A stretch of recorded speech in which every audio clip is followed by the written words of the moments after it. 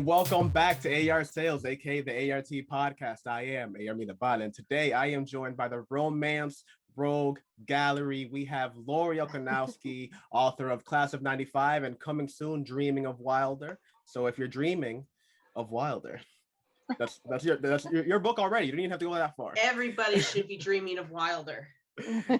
Then we have Marie Terry of Dreadful Desire. Yes.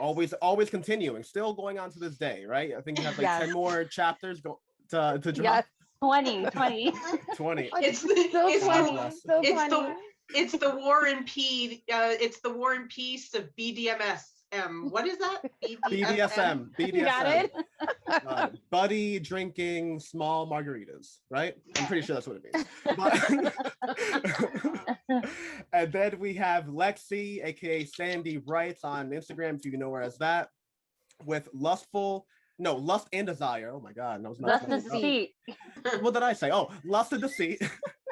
1 and 2 coming out. No, this is fine. This is good. It's natural. What do you want from me? I don't have anything written. It's off memory. Leave me alone. Bad memory. Lust and Deceit 1 and 2. Apologies for getting it wrong. But without getting too far, I am really interested into hearing what everybody is up to, how everybody is currently doing. Laurie, you were kind of getting into the changing the name of the book you're about to release, Dreaming of Wilder. So can you kind of talk to people about that? Well, the original title was Lady in His Dream. And I actually dreamt that title up. So it kind of was difficult to change it, but it was always in the back of my mind to change it. And I was kind of trying to think of titles that would be, reminiscent of the plot and not venture too far away from the original. So the character, the main male character, part of his name is Wilder. And the premise of the story is that these two people meet in their dreams. So I kind of took a version of the original title and who's involved in it and made the new one. I just felt as though, number one, the original title was a bit too wordy, was a bit, it was unique in my opinion, but I just don't think it would have caught on as well as what it is now. It's just easier to say Dreaming of Wilder rather than Lady in His Dream. It's just easier to have a 3-word title than a 5-word, so I think that Dreaming of Wilder is probably a more reader-friendly title and will catch on more than what it was originally. I actually really like that title. I really do believe that's a very catchy title, and that premise is phenomenal. It's like reminds me of The Lake House, right? That's like when they meet in the lake house, it's like separated by time or something like that. That's more. I love that movie. That to me is more, they are not dreaming of one another, but they're somehow meeting and crossing. It's kind of like a time portal. That house is built on some type of time vortex. This is more of, and it's not just dreaming. There's an entity that's kind of pulling these two people together, and you later find out who that entity is, and no matter how much they try to stay together and be together, something is pulling them kind of apart. And I'm now writing and releasing the sequel to it. So, which is going to be a complete, it's kind of the sequel is a true sequel to where it happens. It takes place like 5 years after Dreaming of Wilder ends, but it's a completely different plot line. There's not much supernatural bits to it as the first one. But it's a bit more emotionally grounded. It's more thriller based. So I'm wanted to do the villain in it. I wanted to do a standalone of his, but I didn't think I wanted to get too much into his mental illness. So at least with this, I'm finding it a happy medium between the thriller aspect and the psychological aspect of the villain in the story. So we'll see where it goes. Nice. Damn, Laurie, you actually really got me pumped up for that. I like that a lot. Oh yeah, the villain Honestly. is he's worse than the female crazies that I have in my books. Can you elaborate on that a little bit? Well, he is he's schizophrenic, he's bipolar, he's manic, he's all of those rolled into one, who self-medicates, and yeah. Describe me.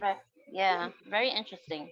He's a nut job, and he's linked to all of these characters, and he has somehow got it in his head that this one particular person has set him up for complete and utter failure, sent him away, removed him from his family, from his life, when in reality he basically wants this one particular person, but can't have this particular person. And so it kind of like just drives his psychosis even more.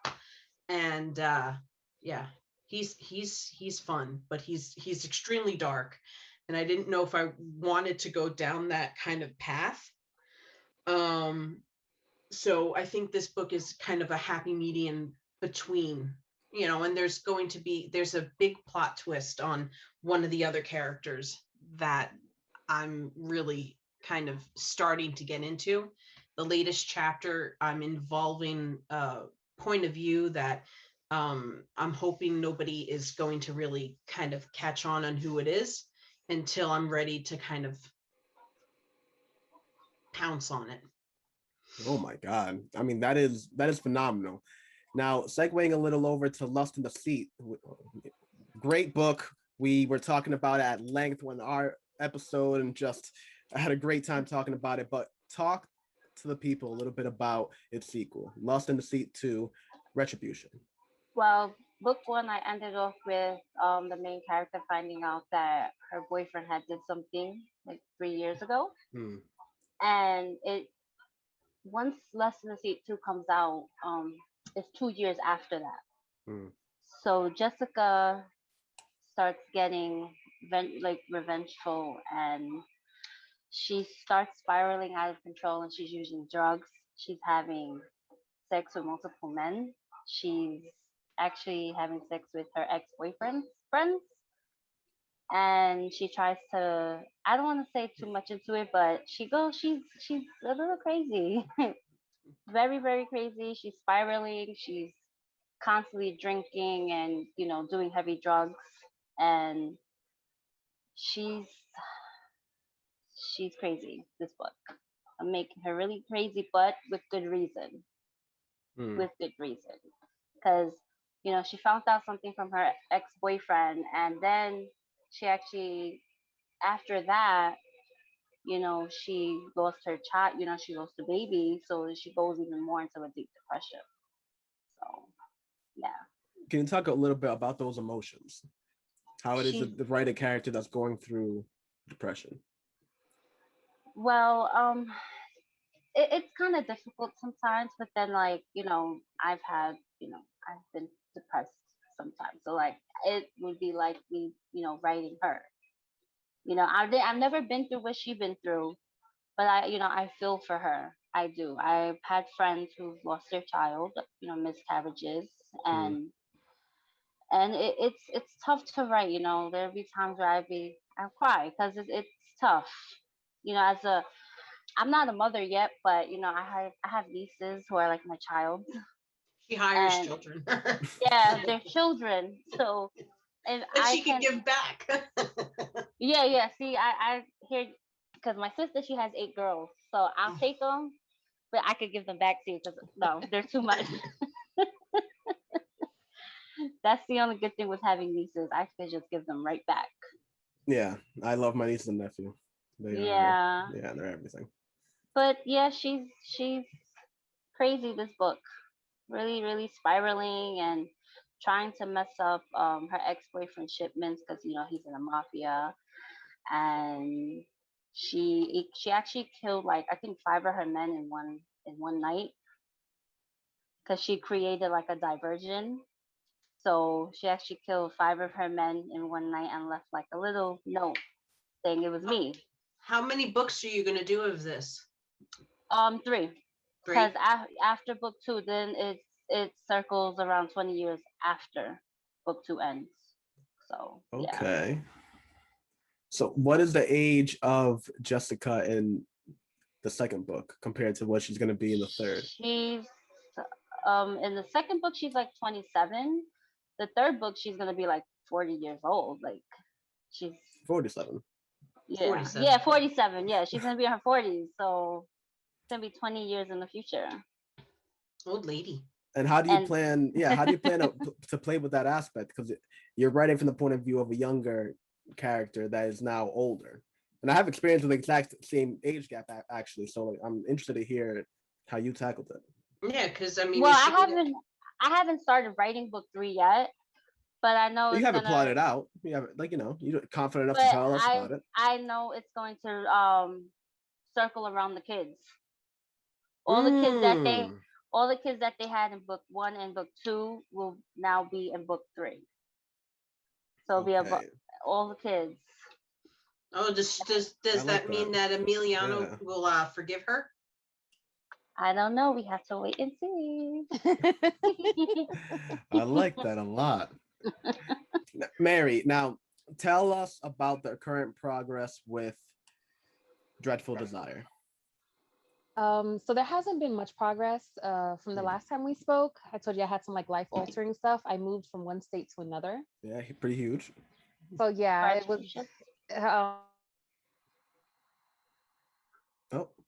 mess. Never mind. It was a big mess. The moving company was a day late. Like pushed everything back. It was a bit crazy. Yeah. So, unfortunately, I haven't done much. I did. So things came to me while I was in the middle of packing or driving. So in the middle of packing, I'd grab my phone real quick and I'd write down what I wanted for that scene real quick. And I'm like, okay, good, I got it there. And then I would just leave it alone.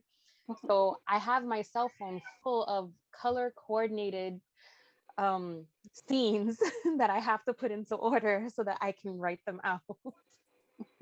And that's awesome. Long drives like that really are just phenomenal for just like coming up with ideas and just thinking about things, reminiscing on your own thoughts. And especially a thing like a move, which is so stressful. And that is like, especially with like what we do as an art is basically converting emotions into text, so like all that is just inspiration that you're gonna like boil down into a couple months and it's gonna make it Dreadful Desire even that much better. But can you but can you talk to the people about what you have planned, without getting into too many spoilers, but like what is going on in your head right now as far as so right now we're gonna have the very next chapter we're gonna have a little bit of a turning point with Axel and Chloe. She's gonna tell him something and he's going to be worried at first, like, wait, is everything okay? And she's going to be like, yeah, everything's fine. So we're going to have a little bit of a turning point. And I feel like now that we've established their relationship and what their relationship is like, now we're going to start getting into the drama of everything and how things are going to unfold. Because like, how in most relationships, I can't say all, but most, the first 6 months, everybody puts their best foot forward. And then after the 6 months, then all of a sudden you start seeing the true person. I tell my friends that's the, what is that? That's the warranty period. That's the honeymoon phase. You know what I mean? That's when she's coming over, always wants to cook, always like everything you want to do, she wants to do it. But then that's when, the other emotions coming out. And not to say that it shouldn't happen that way. It's just, because guys do it too. I mean, it happens both ways. Yeah, so that's kind of what's gonna start happening now. So it's like we're gonna start seeing little other things and frustrations that have been built up and stuff like that. So it's gonna get a little tense, I would say. Man, I like that a lot. Again, how do you portray emotions that are, vivid, things that everybody can feel? How do you convert that into text? How do you make that into a plot line?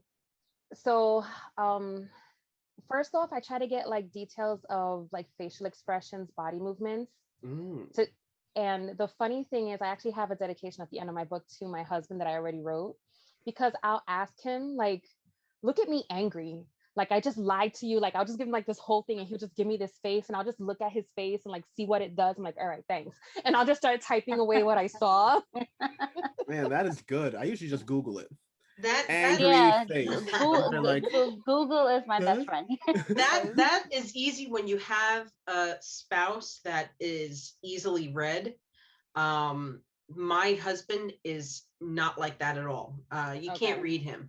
He doesn't show emotion very often, and that comes along with conditions that he has, and how he copes with things. You never really know how stressed out he is because he doesn't show it. So I can't look at him as I can look at him in different ways as a muse when it comes to different emotional baggage or reactions. But when it comes to facial expressions, things like that, he doesn't help at all. Really? At all. It's actually funny I'm because the opposite of that. I'll ask my husband, like, if there's a scene that I want to write out and I don't know exactly like how the limbs move or whatever, I'll ask my husband to act it out for me.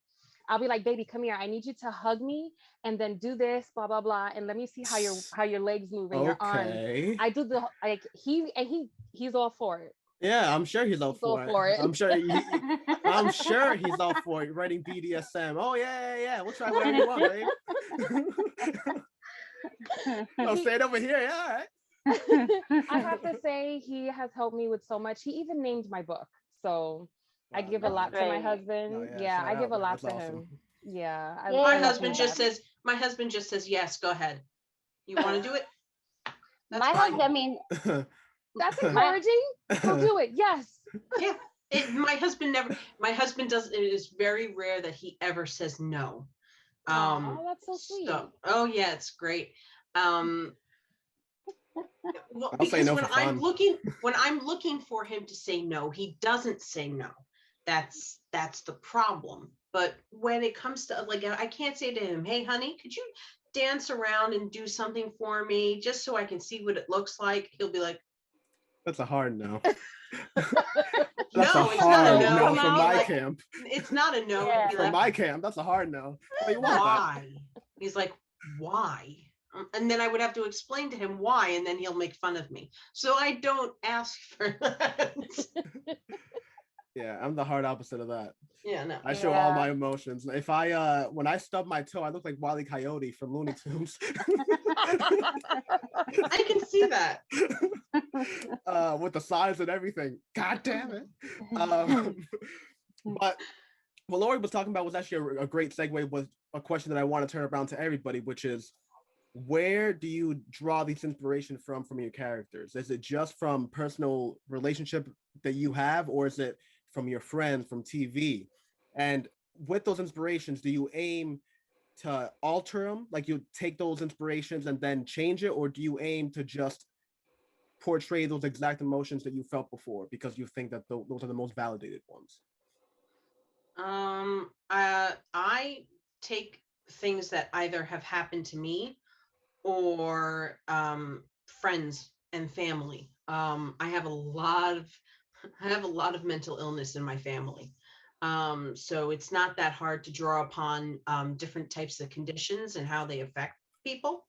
I was also a psychology major, so the human brain and condition, affect, effect, all of those kinds of things, psychosomatic, all of those types of mental quirks and how people respond to different things, how they behave, the baggage, all of that stuff I always put into my characters, and it always makes them the most relatable types of, because a lot of the times in our genre it's hard to get relatability. Because it depends upon the kind of book you're writing about. I mean, you know, like you have certain books like 50 Shades of Grey, and you have even your face. Okay. No, because I just, you know, my mind just immediately goes to jokes. So I'm thinking like 52 Shades of Yellow, you know what I mean? 53 Shades of Red. I don't know. I'm an idiot. I'm an idiot. Continue, please. But my point is that those types of characters, even though people like that may exist, the community of that kind of lifestyle exists, but they also are fairly, they don't talk like that. It's not written that way. And you know, it's, to me, those characters are so far-fetched and so unrelatable because it's not really reality. You know, people don't really behave that way out in society. You know, how many times that you sit into at dinner at restaurant and all of a sudden, you know, you're taking your panties off and handing them to the person across from you. Doesn't happen. I mean, the same like, hey, you never know. You know what I'm saying? That's not even It crazy, does. I mean, but it can happen. It can happen, you know. It can happen, but a lot of the times, some of those personalities, like the ultra alpha male, the damsel, the, you know, women are they really that weak-minded to where they depend upon a man that much? I kind of stay away from that because it to me it's cringeworthy. It's like, ooh, really? yeah, So like, I'm teasing, but I 100% agree with what you're talking about. It's like, to me, it's like the porn effect. You can't, I can't watch porn anymore. It's just like crazy. It's so out of what actually goes down. Yeah. You know, like, yeah, it's like so enough out already. of, like, yeah, not even anywhere close to it. It's like what you're describing is that basically people are writing porn scenes instead of writing romance, which is what the genre is. Yeah. Right. Yeah. And it's like every single person, whether they're male or female, they're all incredible in bed, or they're all really, really inexperienced, or, you know, they've never been touched before by anybody. You're kind of like, is everybody from like a seminary or nun school, you know, or like by the time, I mean, what age did this guy lose his virginity? Like 10, 11 years old? You know, he's had like what, 50 different parts. I'm like, it's so stupid. It's not real, people. And these people, like these readers, they buy it up, and I'm like, no man is that good in bed. I don't care what anybody says. It's not true. You know, and it's not like, it's like when you see a movie, it's not like that in real life. You know how many, it's like it's choreographed. No, now you have to put your arm here and your leg there, and you have to twist your hips this way. No, don't look at the camera that way. Make sure you focus this way.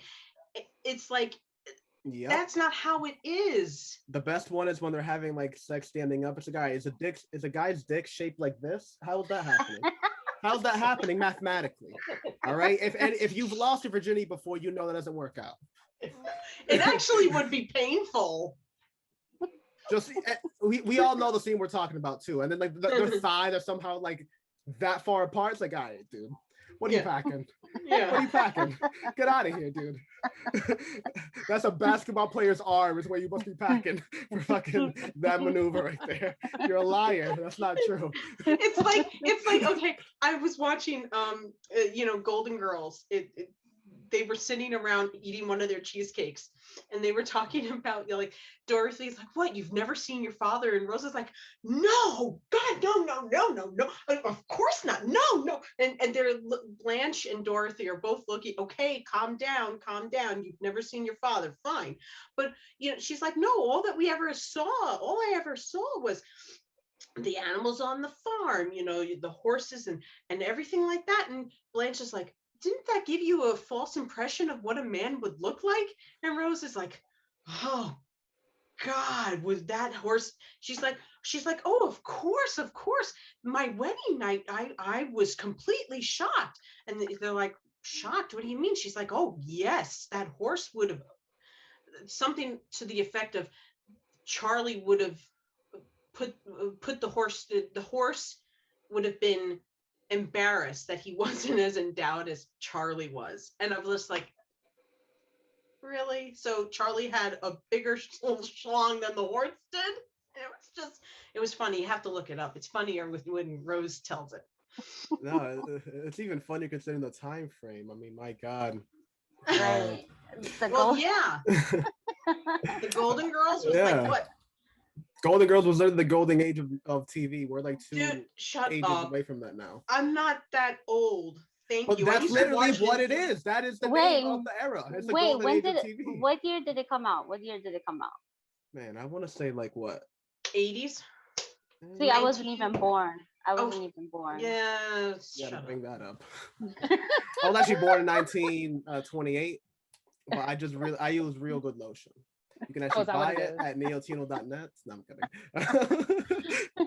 But Mary, the same question that I proposed to everybody. What are your feelings about it? Where do you draw your inspiration from as far as emotional development, your characters? Do you aim to stay in line with what you have felt in life, or do you aim to go one side of the way, either like a fairy tale version of it, or you want to purposely make it kind of like something that you want the reader to be like, oh, what's going on here?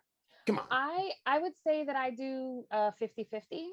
Okay. I touch on reality, but also fantasy, because not everybody wants reality. Some people want the fantasy because reality sucks.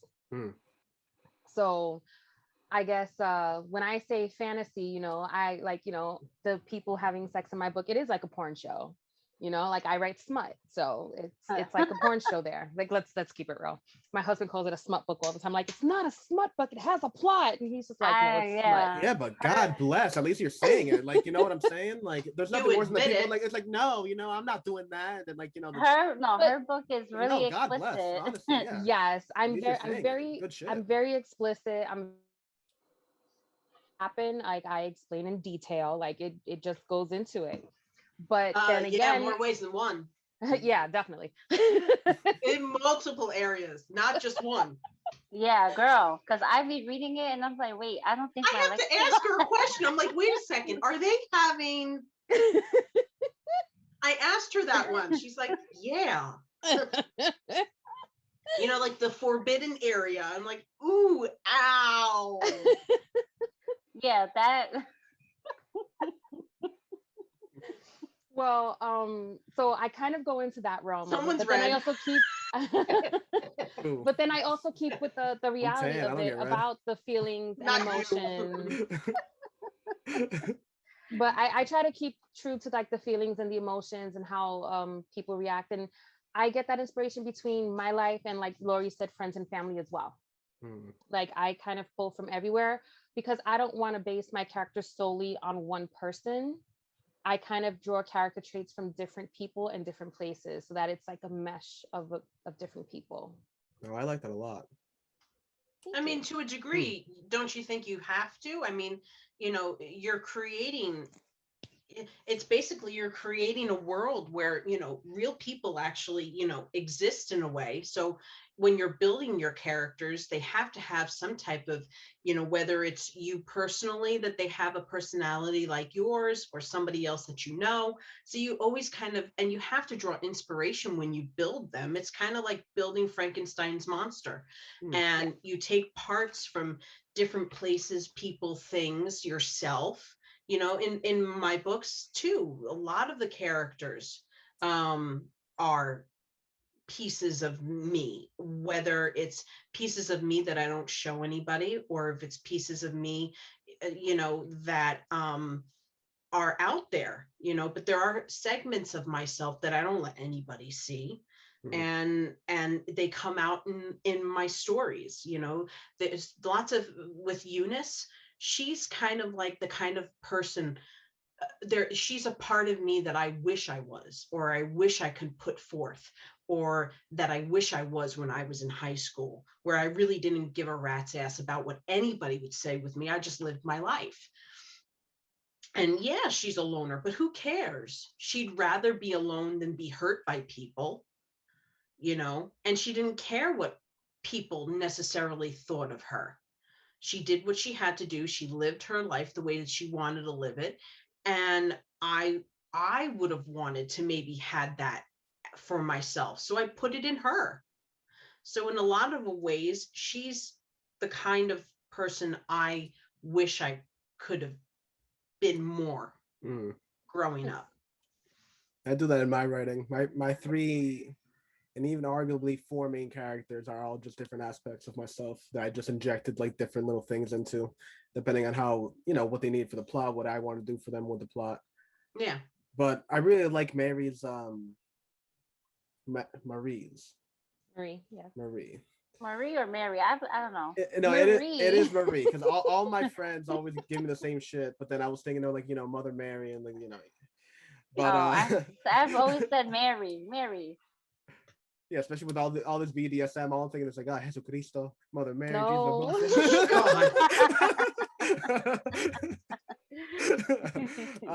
No, but like I think Marie's oh my god. Marie's point was very like poignant. Poignant.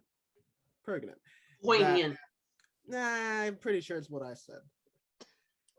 I'm actually pretty sure it's about what you said, but I'm sticking with it. I'm okay. Go ahead. I've drawn my line. It's whatever word I just said before. I'm not gonna. I'll let you have it.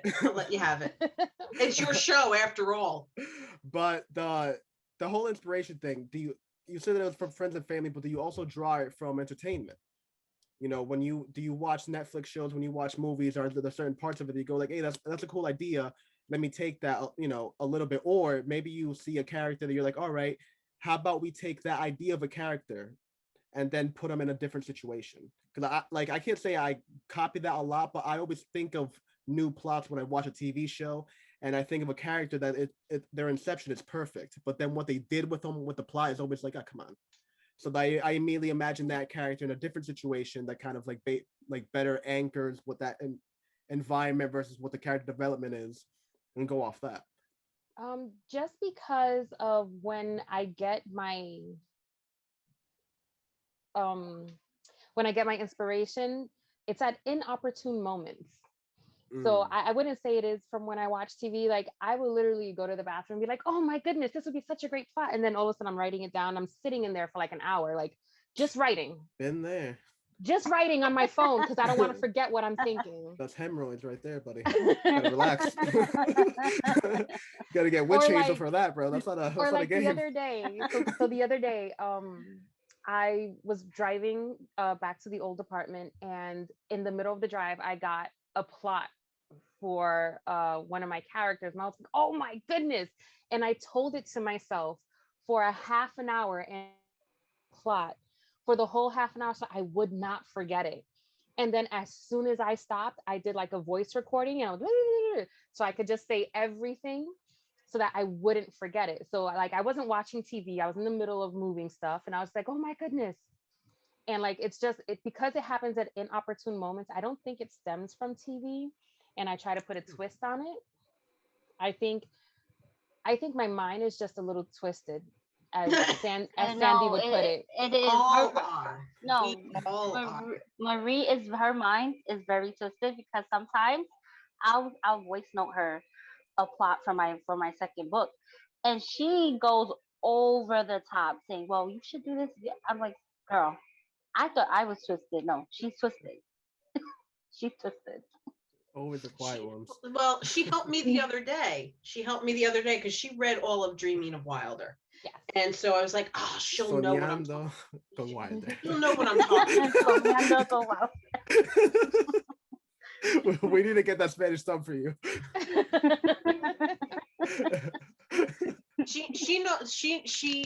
I'm like, she'll know what I'm talking about.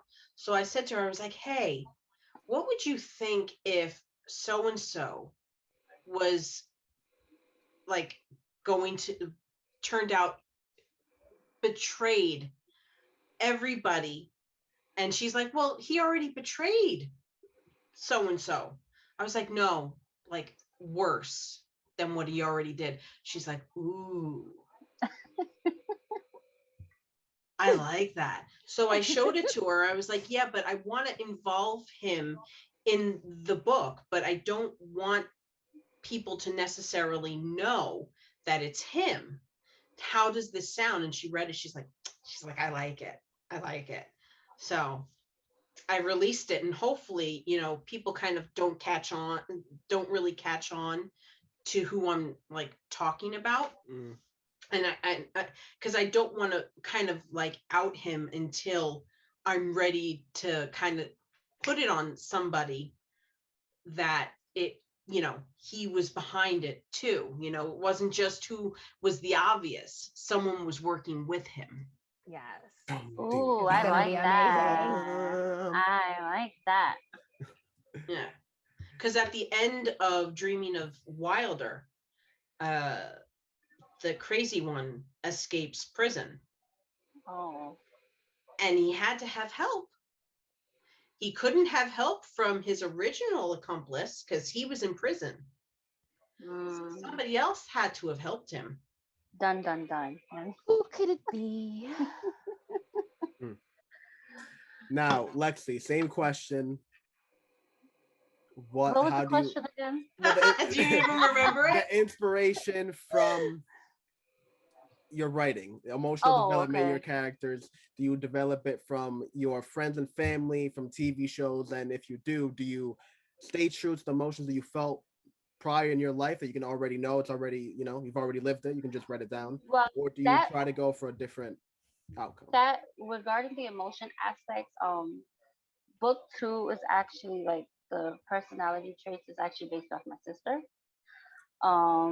The now everything that Jessica went through, no, but the way Jessica is, the strongness, the fierceness, the not taking shit from nobody, the standing up for herself and not letting a man run over her.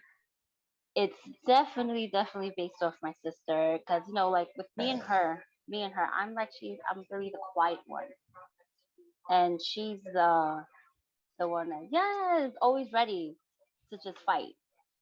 And I actually, it's based off of her, and I actually just stay true to that, you know, because I have personal experiences with my sister of what she, you know, how she is and what she's gone through, and all the emotions she's felt at that moment. So it's, yeah, it's definitely it's based off her for book 2.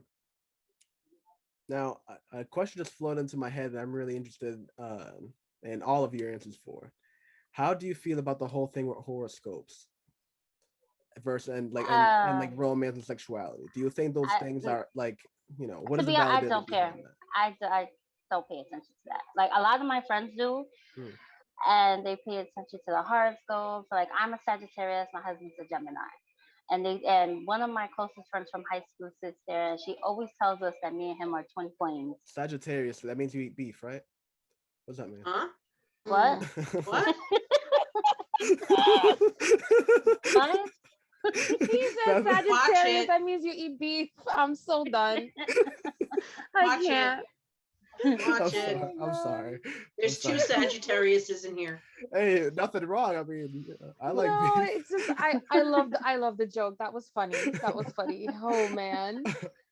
I'm sorry. Please continue. I'm doing that too much this episode. I guess we bring out the worst in him. It's the worst, I mean, depending on the person, but no, please, I'm sorry. Okay, she tells me that we're twin flames. I don't pay attention to the horoscopes, and I'm not really into that. What about you, Marie? My God. No. What is it with you and calling her Mary? I'm still gonna call her Mary. I honestly don't pay attention to any of that because I feel like it's just like a stigma. Oh, I'm a Capricorn. People are like, oh, you're stubborn and selfish. I'm like, okay. Anybody who knows me, yes, I can be stubborn, but I'm anything but selfish. Yeah, so like everybody tells me like the Sagittarius is one of like the worst signs. Like we're selfish, we're self-centered, we're horrible. And well, you're the worst. I'm Scorpio. Wait. Who doesn't know how to read horoscopes? Sagittarius is far from any of those types of. There is nothing negative. There is nothing negative about Sagittarius. Sagittarius there has to be a negative about somebody. There has to be a negative. Everybody has a positive and negative. I mean that's just logic. You can't think of things like that. Anybody that has the worst type of sign to be, it's Gemini. Wait, because my husband is Gemini. I have a sister. I'm not her she's not my favorite person. But you She's see, this is why I feel like the horoscopes are not like, they're not based in fact. They're based on assumption. And they're based on assumptions, and but there's also two different, there's also, as you can tell, I kind of am into horoscopes. There are different planes of personality traits when it comes to horoscopes. There's mutable, there's unmutable, there's feminine, there's masculine sides of the signs. My side of the sign is more masculine. There are other feminine parts of the signs. There are cusps if you're on the border of one or the other. I fall in between a Scorpio and a Sagittarius, which is bad because how does that work? Oh, it's not good. So it's when kind of like having multiple personalities. Yeah, so when you're born in the cusp, it's like the end of one, beginning of the other. So like I was born on the cusp of Capricorn Aquarius. So apparently I can have traits of both personalities. And you're mutable. They interchange and they intermingle. It also depends upon the ruling planet sign that you might have. The element the time you were born, the whole thing. Like it goes into all this depth, and I'm just like, I don't have to. Too much work. I can't. Yeah, and we kind of lost Lexi. It's sad. Now elaborate on the Scorpio thing, because you were about to say something about that was horrible. I'm definitely intrigued on that. Well, with Scorpios and Sagittariuses, Scorpios tend to be pig-headed and unmoving. I'll give you that. Huh? I'll give you that. All right, fair enough. Yeah. Whatever. Sagittariuses, they tend to be they're how do I say it without being too opinionated of myself? They're highly intelligent. They're world travelers. They're open to new experiences. But they also have their bad signs too. My husband's Libra. We get along great. I'm also very closed off. I'm not, I don't share a lot of things. I don't talk all that often or all that much. And my son is a Libra. So the three of us, we get along really well. My husband and I, our biggest problem is communication. Well, that's your dog. Awesome. Is communication. So in that regard, our signs don't get along very well because he likes to talk. He wants to talk things out. I don't. I push down. So, that it plays horoscopes in my work is a big thing. I may not directly say to people, what my characters are, but in Adorn and Howl, it plays a huge role because they all have, because they're ruled by elemental types of things. It's very Druid based, very Celtic, runes. Native American culture is dictated a lot by planetary alignments. So in my book, it's going to be, it is a huge role. I mean, signs and things like that, mythical kind of elements is like another character in itself. Well, I have a question for you, Laurie, because sometimes I feel that when people get like a reading of how they're supposed to be, they actually make it so. Or do the opposite. It's like those time movies that you find out like how you're gonna die and try everything to not be that, Mm-hmm. Yeah. So like sometimes I feel like, if they say that my character's supposed to be selfish because of my horoscope, then fine, I'm gonna be selfish. And they end up being selfish. So like my thing is like reading the horoscope, do you think that sometimes helps people to become that horoscope because of what they read?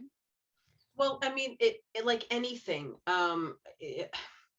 If you ever watch one of those like the ghost tour shows and they're just like, oh, I feel this. Oh, did you hear that? And then all of a sudden the next person says, oh yeah, I heard that too. It kind of is the same type of thing, like you're reading it and you're like, oh my God, that's me. Oh no, that's not me. That's me. That's why it's very generalized. And it's safe to say then, yeah, it's going to happen anyway. I mean, people, they get very close to characters. So if there's something that you might equate to a horoscope or a zodiac sign, and you put it in there, people are going to read it and they're going to say, yeah, I can see that. And then all of a sudden, they have this kind of notion that it's the case, it's true. But it whether or not it's intentional is all up to the writer. Where did Marie go? Probably just lost connection. She'll be back in a second. Oh, okay. So yeah, I mean, it is what it is. You can't control what a reader sees and feels. They're going to take what you have to say as. So I have a question. Has any literal. of you guys? I have a question. Has any of you guys gotten a reading before? Oh yeah. Yeah. Okay, not me. Well, yeah. the thing is too is I definitely wish Marie was here to hear the question, but I also have an answer to that, and to me, I felt the exact opposite. So I'm Scorpio. I heard like all the demonic things that Scorpios are from like a young age, and immediately was like, yeah, I'm not trying to be like that. I mean, like, yeah. If you ask like me or any of my friends, loyalty is like the highest thing I had, like about me. It's all I care about. It's like I don't care about time frame, color, creed, whatever you got to do. You're loyal to me. I promise you, I'm loyal to you. Like till death do us part. No problem. You do realize though that just because it's what's written doesn't mean that's what you are. Yeah, right. But be in my head sometimes. Like I feel like I have to work for it. Which is but that's the whole thing. You don't have to put yourself in a position that, no, this is how I have to be because this is what's written. No, you're free to interpret whatever it is. That's why with horoscopes, if I read a horoscope, I take it for entertainment value. I don't go and say, oh my God, this is going to happen to me today. I better not wake up or leave my house. Because then I would never. That? I think, wait, guys. I think Mary said her internet went out. Oh, great. Oh, well, it's fine. We'll carry on without her. That's wonderful. But, shame, though. That would have been awesome. Oh, yeah, it is a shame. But, that's what happens. You don't have to necessarily live your life based upon everything that you see and read and hear. It's hard work, but you can go ahead and change anything. I've heard a lot of negative things about Scorpios, but my cousin-in-law, I'm so serious. Like, of course you're serious. I know. I've heard it all too. Scorpios, like, they're like the number one negative, like, seriously. Yeah, but my cousin-in-law, she's a Scorpio, and she's nothing like what everybody thinks of her. That she shows. I'm telling you, we're all demonic, but it's just like the well, to me, that's the worst part is that I agree with it. Like everybody says, because my husband is Gemini, he's two-faced. But if you like actually get to know him, he's like one of the most kindest people I've ever met. Oh, she's back. She's back. Oh, there she goes. I think. Marie, you're back in. We were just we were actually no problem at all. I had full faith you were coming back. I didn't even react. Full Thank faith. You. No question. But, yeah, he wasn't the one who wanted to end it and say, let's go. Marie's gone. Let's hang up. That's it. It's over. No, I had full. I mean, like I've seen it before. It's not like you said, you know what? Fuck these people and this shit. I'm gonna go play with my dog. Priorities. Wait, Mary, where is Dallas? He's in running Texas. Around somewhere. No, that's my dog. He's running around somewhere. I think he's all the way over there somewhere. I told her that we have custody of Dallas. Apparently I share custody with my dog. I don't know how this happens, but she has partial custody. Nebula lives in the country of Angel, and that's it. No one wants mine. No, my dog's a saint. To me. Come around, you don't know. I have a cat. I have a cat. Didn't want a cat, but I'm not fond of cats. I have a natural affinity to animals. When I was in DE, I was playing with a monkey for like days. I know that sounded wrong, but like an actual not to say, but whatever. There's a book for you. I've been playing with monkeys. The children's book. No, I've always children's book. Oh God, no. Playing with monkeys. but it kind of goes into what we were talking about when you cut out Marie. We were going off the whole horoscope thing. I answered basically the opposite of what Laurie was talking about, that that while for me, but again, I had reason to. Like, I'm Scorpio, so all the negative that I saw, like, I wanted to do the opposite of it just because, you know, basically what you said, but in the opposite effects. Like, instead of like seeing those things and seeing like, oh yeah, let me lean into it, it was like, yeah, that sounds horrible. I want to divert away from those emotions. But going off of like the whole thing, the reason I asked you is because I was interested to see how that type of what some would consider spirituality affects your romance writing. So I'm interested to hear now, how do you think technology and the rampant increase of technology affects not just your writing, but romance in general? I think technology has kind of killed romance in a sense. Preach. So Fucking Christ. Okay. because this is what you see nowadays. That's true. No, that's that what you is see. true. So that like, that's a litmus test though. If you go to a dinner with a girl and she's doing that. Well, but here's the thing. Again, everybody puts their best foot forward in the beginning because they want to get to know you. Then afterwards, it's just like that. Like they get too my husband and I went out to like lunch one time, and it was a group of 4 people and not one of them was talking. They were all on their phone, and I'm just like, is this what life has gotten to, where everyone just straight up just looks at their phone all the time? Now, don't get me wrong, there are times when I will look at my phone if I'm expecting something or if I have to answer something for whatever reason it may be. Like, yes, but you know, a lot of the time I'll put my stuff down, you know, and like, I want to interact with my husband, I want to talk to him. I think I bother him too much sometimes. But there are other times where I'm glued on my phone too, where either I'm reading a book or I'm writing my book or I'm writing plots. I think technology has a way of killing romance. And I think there has to be special effort for it. That's why in my agree. books, I don't make the characters focus on, they're always interacting with each other. Yes, yes. I don't make the phone a character. Right. I like Damn that. it. I want the phone to have legs and like googly eyes. And no, I don't do that either. Yeah, Some do. Yeah. Like the inflatable man. Ah, Yeah, there you exactly. But I don't. I really like what you were saying, because I think it's not only a thing with romance, it's communication. I'm obviously not going to badmouth anybody, but I've been on a couple other podcasts that like people will like focus more on the comments rather than like the guests that they have on, which to me is like mind-boggling, because like that, like, I'm here for y'all. Like, I'm talking to you. Like, you might not even notice it, but I even turn my head depending on who's talking. Like, I pretend like we're at a bar. Like, you know, respect. You look at people in the eye. That's what you do. But like communication, and the thing is, I almost like agree with it. Like, I'm sure we've all been to dinners with friends, people that respect, couples, and they'll be texting each other and it's obvious. And I'm that person. I'll be like, hey, it's really weird getting notifications at the same time. That's like mind-boggling. What is the math? I don't like the people that do that. Like, I don't. That have some balls, you know, just or ovaries, whatever you want to call it. Just like, you know, say what you're gonna say. Cojones. Cojones, which is balls in Spanish. Where you trying to get me in Spanish? God. Like me, like I will admit I am on my phone a lot, which is why, because I'm either reading, I'm either writing, and I'm either doing aesthetics for my books. And my husband does sometimes, he gets a little annoyed with that. That's why we do go to Atlantic City a lot. If you haven't noticed, we do go to Atlantic City a lot to get that time together, because I'm constantly writing and constantly doing aesthetics, or he's constantly editing.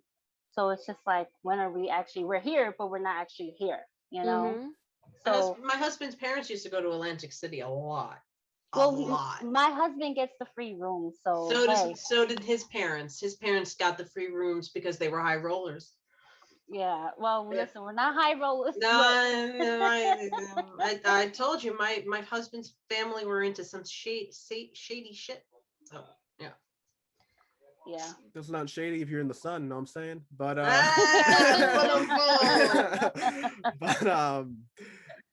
elaborating on the thought, Laurie, I know you were kind of going off on the whole technology bit before I kind of cut in there. So can you kind of keep on going on how it relates to your writing? Well, how it relates to my writing is I tend, you know, romance is a very competitive genre in the first place. And you always want to try to be as unique as possible.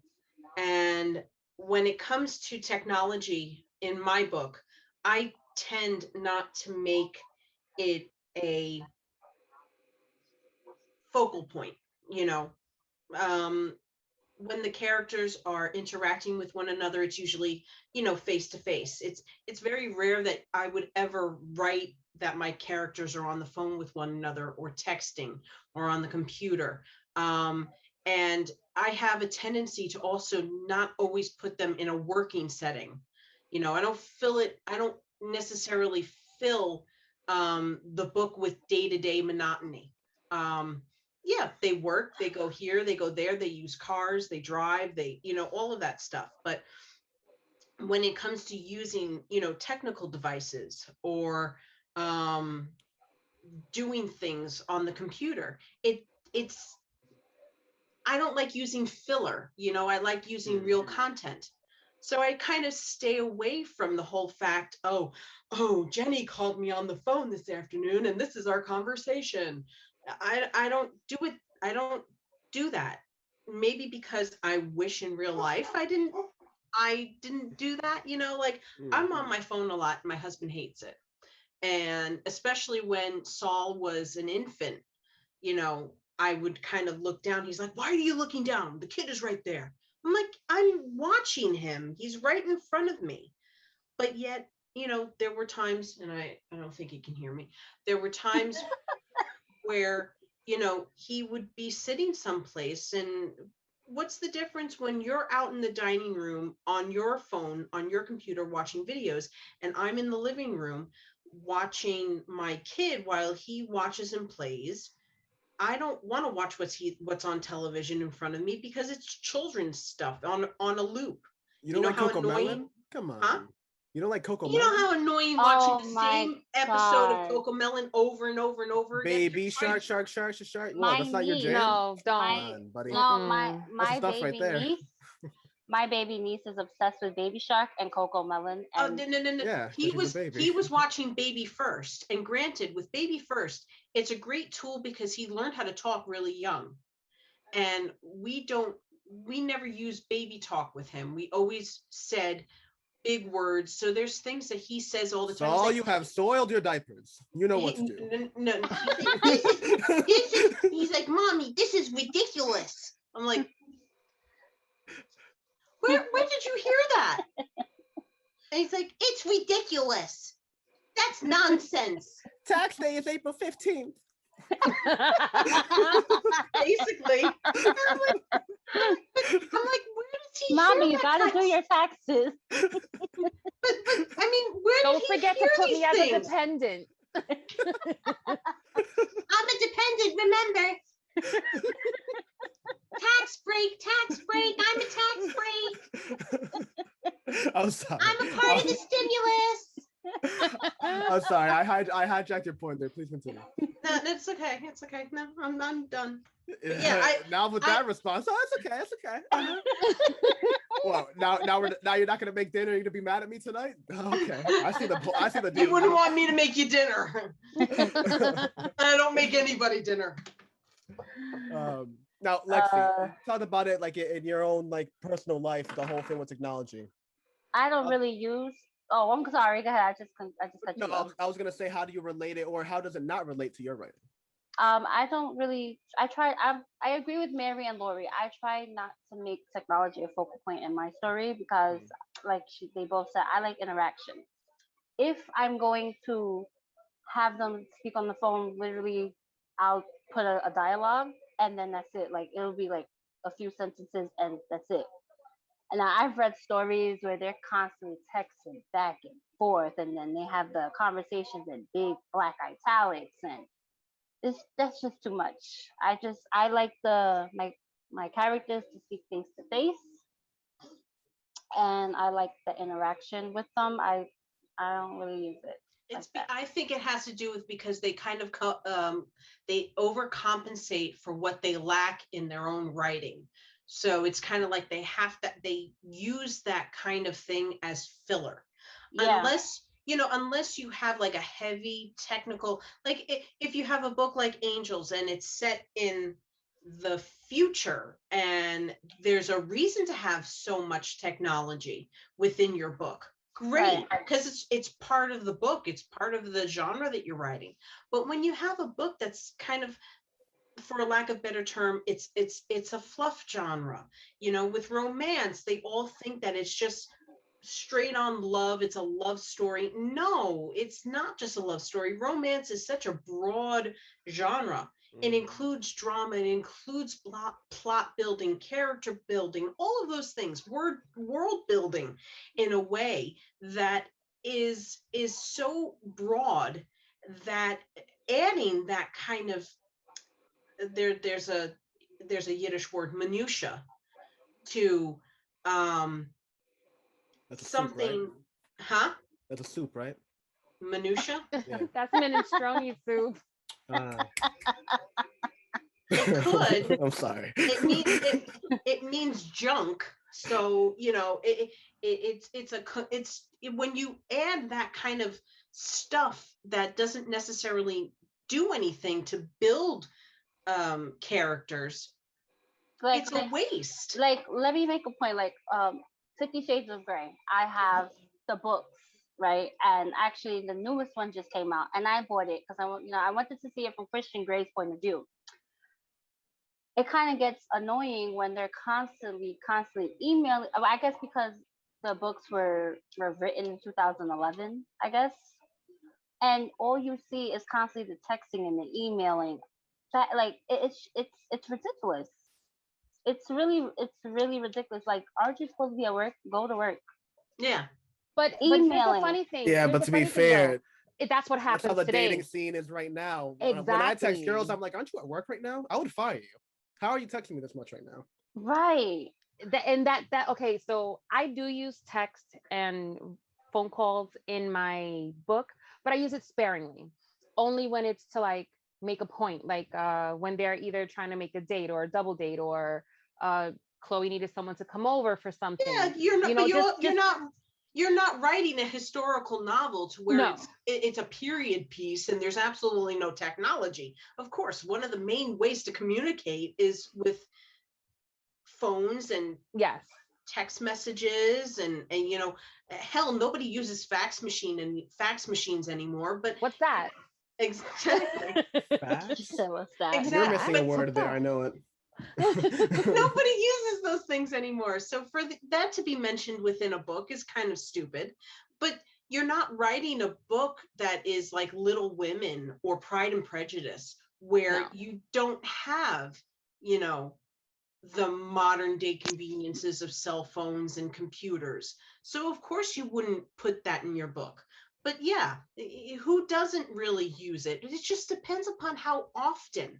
Exactly. Yeah. Great point. I'm sorry. I had to put my hair up. It's hot. That's exactly what it is. Like it's about, like, I don't have a whole, like, we know I could write a whole chapter on one thing. Like, one scene will happen, but it'll be elaborate and long. But when it comes to texting and phone calls, I try to keep it as short and to the point as possible. Because it doesn't, it gives to the story, but it's not the focal point. Well, you want to know, like if the character had a conversation before they got to see them, you'd want to know what the conversation was about and whether or not you say it in the form of dialogue or description. Or emojis. Well, you can't really have, I don't know, do they do emojis in print? I don't know. I don't think so. It's coming. It's probably, When that happens, everything is evolving. When that happens, I think I'm going to leave the world of writing. Well, listen, we started out in the world of writing in hieroglyphics, and apparently it came back in form of emoji. I've been saying that forever. Oh my God. Listen, it came back in form of emoji. That's sad. That is true. Well, I get everything is sad when, like, you're not the generation that came up with it. You know what I mean? Like, everybody was saying TV rots your brain, and then how many years later, like, we're all dying to be writers on TV, and then, who knows, in like 50 years, emojis are gonna be like, someone's gonna say smiley face, hashtag, somebody, that face that goes like and the sprouting sign, and the girl's gonna be like, I didn't know you cared. you know, you never know how things go and how things morph and whatnot. But to kind of end the episode, a question that was a great segue of what we've been talking about is, what is romance to you? It seems like a simple question, but I think it's kind of weighted, because with everything that we talked about in this episode, we were kind of breaking down, like, the whole thing of smut versus actual relations, or it being kind of like written porn versus the actual emotions, whether you get it from TV, from your personal life.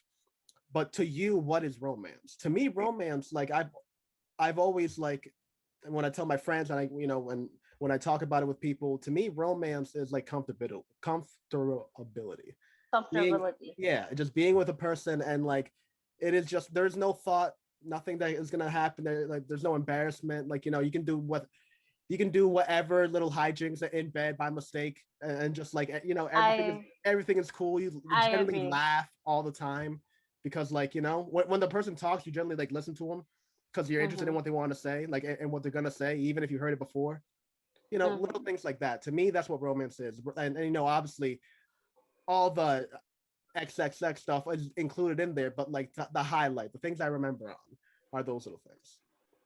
To me, I think like you said, spending time with one another, getting to know them. I always say to a lot of my friends always ask me, how do you have a relationship? Because me and my husband, we're gonna make 16 years this year. How did you guys last this long? Or what can I do to make my relationship better? And I always tell them, don't look at my relationship, because you don't know what's going on the inside. But what I always will say is, be their friend first. Get to know them. Go on dates. Spend time with one another.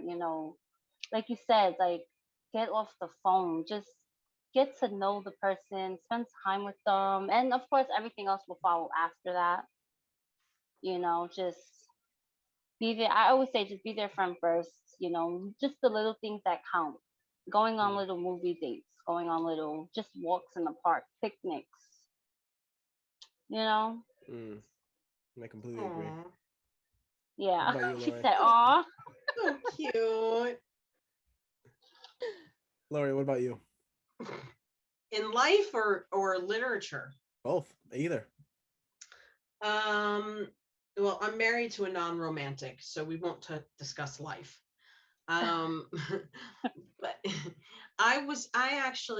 when I was on TikTok, there was somebody who posed a question to a fellow romance writer of what a romance book is. And I kind of disagreed with her sentiment, since I write romance novels. And I'm a lit, we were talking about twisted before. I'm a bit twisted too. I don't make it easy for my characters to end up together. And there are times where I debate whether or not I'm going to even have them end up together at the end. She always said that romance has to have a few elements, but the main element of a romance novel is that the characters end up together. And I'm like, dude, why? Your book is not just a love story where it's a love story whether or not the person and the other person end up together. A romance novel can be something where, yeah, you would think that they end up together at the end. But what if they don't? And why do they have to for it to be considered a romance novel? I was debating whether or not at the end of Class of 95, whether or not Eunice would have just walked away from him. So, I didn't even know if they were gonna be together. Yeah. And I, like I said, romance is not necessarily, it's at the end of the day, it's a love story, but there are facets of it that make that the author can make it either very easy for them to fall in love and end up with each other, or they can create such strife and such drama between the two that they really don't know whether or not they should. And why would it be wrong if they didn't? Maybe she found herself loving herself more at the end of the story, and she would have rather have been alone than been with somebody, simply because it's what was expected. That's good.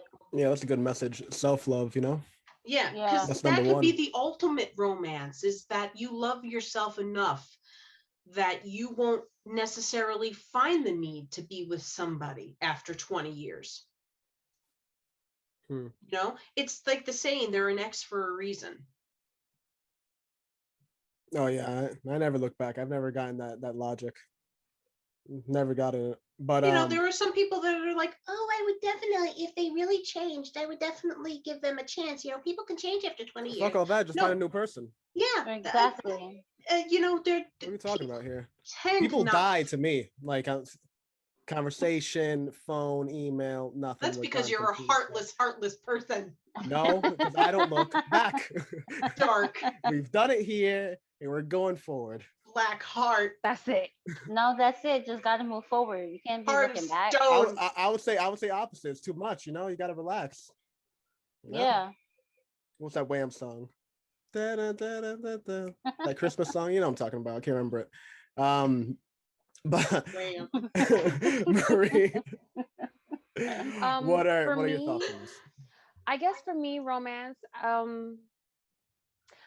we're gonna say like rainbows and butterflies and unicorn. No, I'm just kidding.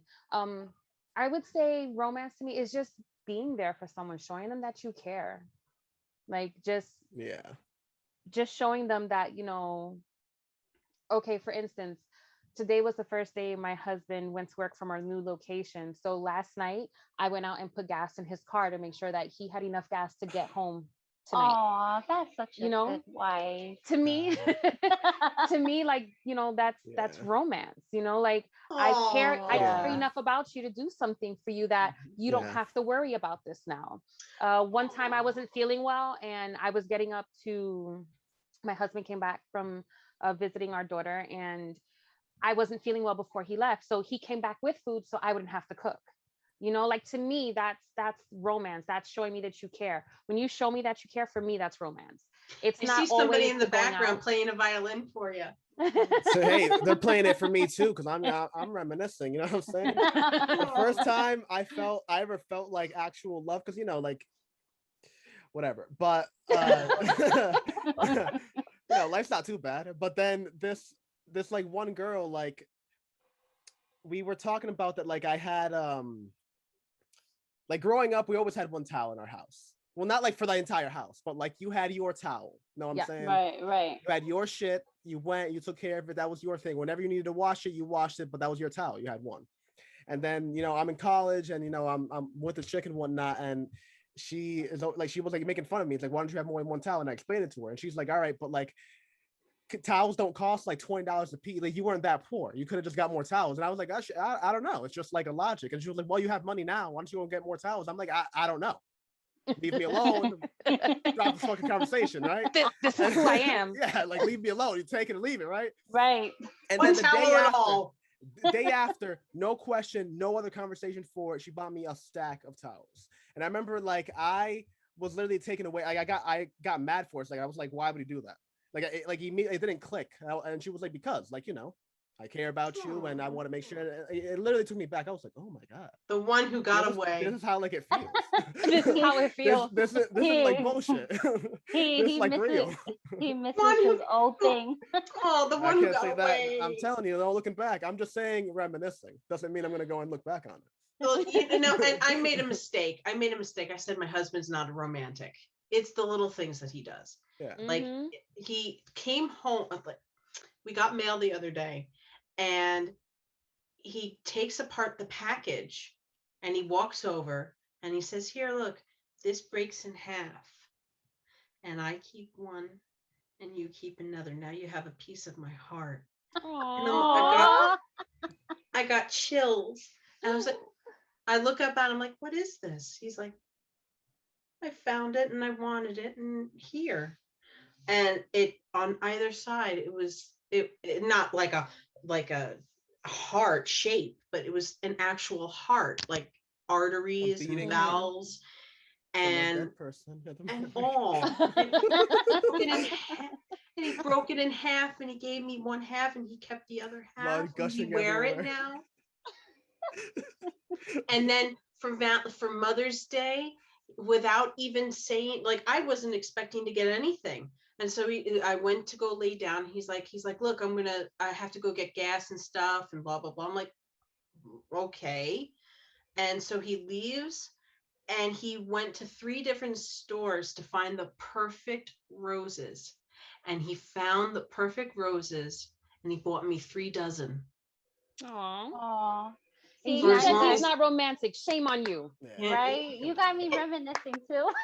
That's what I'm saying. 3 dozen roses for each year that I've You're been you're gonna get a visit from Axel's hand right now. Ew, keep that hand away from me. I know where it's wait, been. I'm sorry. Oh, Never mind. God. Wait, Oh, I God. forgot. Yeah, Sorry. don't I even, don't want his Oh, cooties.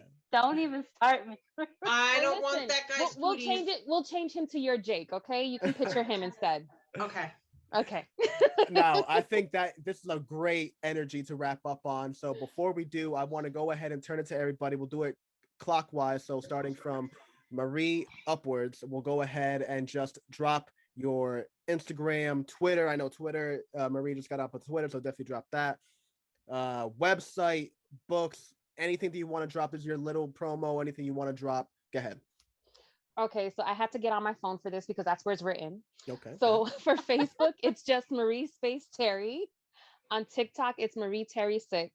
And on Insta and Twitter, it's Twitter. I said Twitter. Twitter? Oh my God. Twitter. The Bronx ride Soul came tonight. out. Ride, The Bronx. da, Oh my God. So on Instagram and Twitter, it is Marie_Terry_1. The name of the book is Dreadful Desire, and it's awesome. Check it out if you're looking into dark romance, exploring BDSM, BDSM porn, you know. smut, you know, the whole 9. Yep. And a shout out, of course, to Laurie for putting me onto this and for introducing me to Lexi. Shout out to Lexi with her awesome book. Shout out to also Bradley's Toothpick for being my inspiration to even start writing. I'm talking to that woman soon. She reached out. She did? Yeah. Yay, good. I'm glad. Yay. I told her. I was like, yeah, you should reach out, blah, blah, blah. Yeah. Now, Lexi, go ahead. Tell the people. Okay, so Facebook, I'm Sandra Robinson. Twitter and Instagram, it's Sandy Writes with 2 underscores. Book 2 will be out, Lesson Deceit 2 Retribution, on August 30th. And also, book 1's book cover will actually be changed in a few days. So if you haven't gotten book 1 yet, you may want to get it soon. It's so beautiful. Sorry. Yes. I know, I like it. I saw it. It looks good. Yes. So, because I wanted it to co-align with the covers for book 2 and 3. So that's why I had to change it. So, yes. So be on the lookout for that. Very cool. And you're doing a cover reel on Instagram, right? Yes, I am. So make sure to follow that IG, folks. Get and on that. What are you doing? I would like to shout out to, of course, Bradley Toothpicks, Lindsay, Queen of Desires, Viathorn, and whoever else has been supporting me, and Laurie and Marie for introducing me. Well, actually, Laurie introduced me to Angel, so thank you. And yes, that's it. And without further ado, end of the podcast. I'm kidding. See ya. So hey, I'm Laurie Writes Stories on Instagram, Laurie_Writes_stories. My website is www.laurieoknowsky.com. My Facebook is Laurie Beth. And my book is Class of 95. It's on Yukioto in hardback now, which is absolutely gorgeous. Woo! Yay. I love it. And it's a lot heavier too. It looks heavy. Well, it's hardcover. Yeah, it looks heavy. That's why I like paperback. Looks like a textbook. And her book is very like her book, because I have the paperback version. But let me see. I think I have it right here. Wait. And her book is really freaking thick. But it's a fast read. It's not, Yeah. Believe it's like me, 500 pages, right? Yeah. It's over 600. 650. It's 150. There you go. Yeah. See? Yeah, but it's a fast read. It's big. It's big, but it's a fast read. And don't complain, because I've had people read it in a day, Lex. Yeah, I read it in a day. Okay. In a day. Okay. In So one day. It's possible. It's possible. But yeah, so those are all my places. I want to give, since everybody's giving shout outs, I guess I'll rain some down. I'd like to give a shout out to Angel, who has had me on more than once. So thank you. I'd like to give a shout out to Marie and Sandy, who inspire me and who I love reading their stuff too. I like watching them grow because I've been reading and following them since they started. And it's always nice to see fellow writers grow in their craft. I also want to give a shout out to another really great friend of mine, Leah Visconi. She is also a Wattpad writer. She just published her first book, and she's extremely talented. When is she coming on? I'll tell her about it. She likes to be on the yeah, hush hush. She just put her face out there, so and it took a lot for her to be comfortable to do that. And I'm helping edit some of her stuff, and I'm extremely proud of her. She's on Patreon, she's on Instagram, she's and she's just going back onto Wattpad, and she's just going back onto chapters. So, and she's a lot erotic, but heck, she's really a talent, and she needs to be put out there a lot more than she puts herself out there. So I just want to give her a little shout out and say how proud I am of her. So yeah. And now we have to make sure she watches it. Yeah, I'll definitely have her on. And I'll tell her about you. It's just, she likes her anonymity. And like I said, she just started putting her face out on her Instagram, and she didn't want to do it for a long time. She still goes by a pen name. So hell, I didn't want to do it for a long time, so I get it. No pressure. Yeah. But if you heard it here first, I mean, this was an awesome recording. Make sure to go and follow and buy all the books and read all the things by these lovely and talented writers. Thank you again for coming on. My own book, Allegory of the End, dropped today, June 21st, 2021. Thank you. I would bow, but that would mess up my camera angle. Go ahead and check it out, at Allegory of the End on Instagram. Want to give the illusion of wearing pants. Exactly. Right. So, and for the people on there that are listening on, what is romance to you? Drop in the comments, do whatever you got to do. This is the end of the podcast, A.R.'s Tales, aka the A.R.T podcast. I've been A.R. Mirabad. Laurie, Lexi, and Marie, bottom of my heart, thank you. Thank you. This is the end of the podcast. Check with us next Monday. Peace out, folks.